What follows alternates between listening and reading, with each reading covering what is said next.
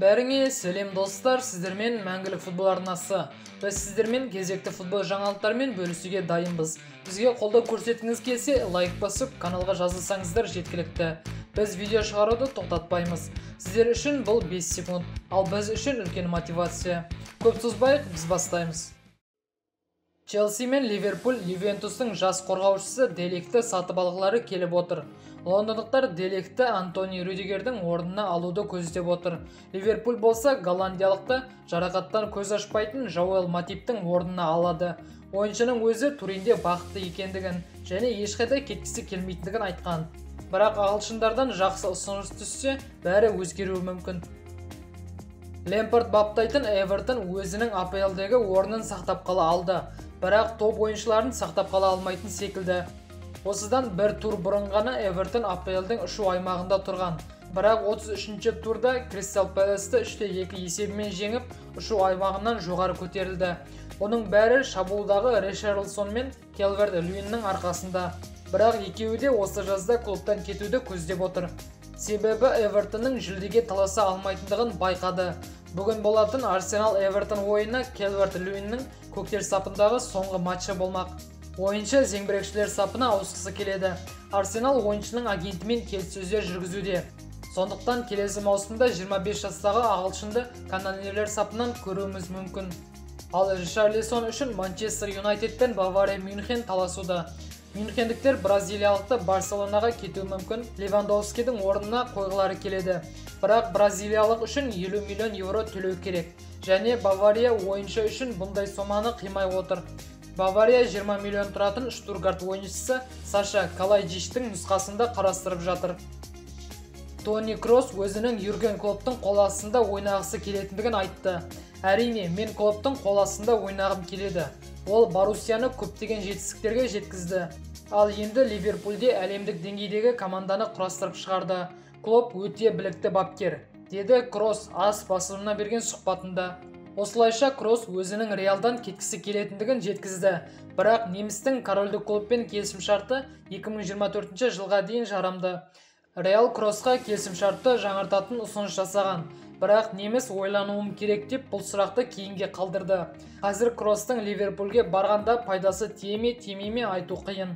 Әрине, Кросс өте жақсы ойыншы, бірақ оның жасы 32-де. Оған қоса ойыншының Реалмен келісімшарты бар.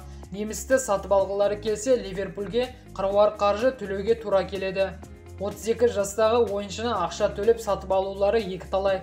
Одан да Лестерде қалғысы келмей отырған Телемансты сатып алғандары дұрыс. Әрине, ол кей жерлерде Кроссқа жетпейді. Бірақ көбінесе Кросстан артық. Әрі жасы 25-те және келесі жылы Лестермен келісімшарты аяқталады. Ол үшін көп ақша төлеудің де керегі жоқ. Ювентустан кететіндігін хабарлаған Джорджо Килини өзінің жаңа клубымен келісімге келіп үлгерді. Ол келесі маусымнан бастап MLS-те La Galaxy командасында ойнайтын болады. Бұдан бөлек келісімшарт туралы нақты ақпарат жоқ. Килини La Galaxy-ге еркін агент статусымен барады және өз мансабын MLS-те аяқтайтын болады. Айта кетейік, ойыншының жасы 37-де. Билд басылымның хабарлауынша Барселона Бавария мен Левандовскийдің трансфері бойынша келіссөздерді бастады. Каталондықтар поляк үшін 32 миллион евро ұсынып отыр. Бавария әлі жауап берген жоқ. Бірақ бұдан бұрын Бавария Левандовскийді 40 миллион евродан төмен сомаға сатпайтындығы айтылған болатын. Достар, менің арнамдағы кейбір Реалдың жанкүйерлерінің өкінішіне орай Мбаппе PSG-мен келісімшартын 2025 жылға дейін ұзартты. Бұл туралы ол президентпен бірге кешегі өткен PSG Metz ойынның алдында хабарлады. Бұл ойын Ди Мария үшін PSG сапындағы соңғы ойын болды. Матчта Мбаппе хет-трик жасаса, Неймар мен Ди Мария бір-бір голдан соқты. Мбаппе енді Реал сапында мүлдем ойнамауы мүмкін. Себебі Реал басшылығы мен жанкүйерлері французға қатты өкпелі. Келісімшарт туралы нақты ақпарат жоқ. Бірақ кейбір басылымдардың хабарлауынша Мбаппе жыл сайын 100 миллион евро және келісімге келгені үшін 300 миллион евро алатын болады. Кезектірек шейхтар өздерімен бәсекеге түсудің керегі жоқ екендігін көрсетті. Реал Мбаппеге бонус ретінде 300 миллион тұрмақ 150 миллионда ұсына алмайды.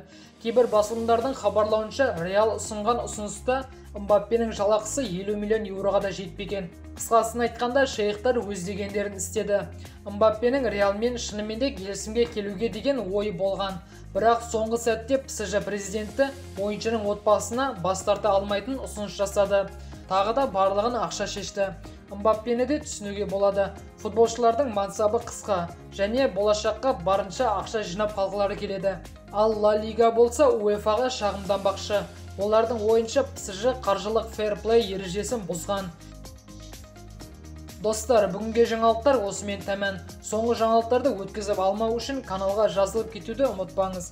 Бүгінгі жаңалықтар бойынша өз ойларыңыз болса комментте жазсаңыздар болады. Ал біз қоштаспаймыз, келесі видеода кездескенше аман сау болыңыздар.